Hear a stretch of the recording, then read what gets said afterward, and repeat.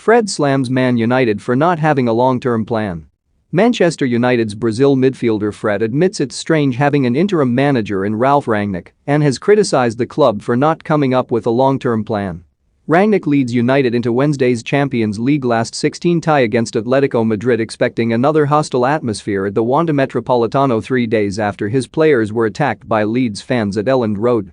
But Fred has questioned the wisdom of appointing the German coach on a short-term basis until the end of the season and believes United's lack of planning has left the squad in the dark. "It's a bit strange," said Fred when asked about Rangnick's appointment in an interview with TNT Sports Brazil.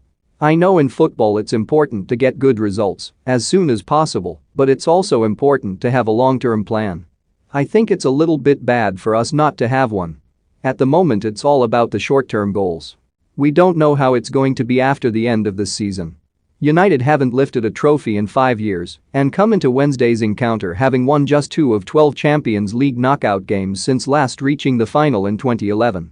Their away record to Spanish teams in this competition is even worse, showing just 3 wins from 22 games, not to mention last season's Europa League final defeat to Villarreal and Gdansk.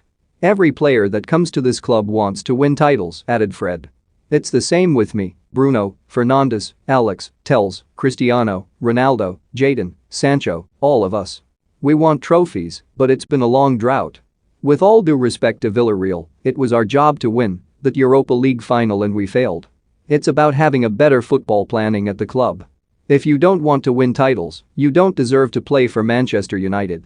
However, Spanish champions Atletico are having a difficult season and Diego Simeone's side are currently languishing 5th in La Liga. Danger men Antoine Griezmann and Luis Suarez are only expected to be fit for the bench on Wednesday, while Matthias Cunha and Yannick Carrasco have been ruled out due to a knee injury and suspension respectively. Fred is expecting a battle every bit as ferocious as the 4-2 win at Leeds on Sunday, but believes United shouldn't be written off as Champions League contenders just yet. "It wouldn't be crazy," he said. "It could happen, but we have to work our socks off because we are far away from being one of the favorites in this competition.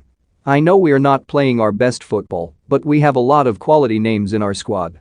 I see many other teams playing far off from their best as well. Even when not playing well, Atletico are a hard team to beat. Their manager is Argentinian, man, so they're warriors.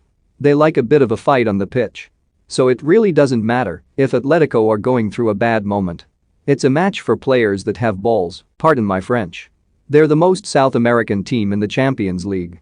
Fred has started to win over some of the doubters with his performances recently and even earned praise from arch critic Roy Keane at Leeds when he came off the bench to score United's crucial 3rd goal. "I've had ups and downs since arriving here," said the Brazilian, a £52 million signing from Shakhtar Donetsk in 2013. "I know I'm not the best player, the most technical, but I give my blood and my life every time I'm on the pitch. As we say in Brazil, I carry the piano for the artists to play. Some fans like me and others don't.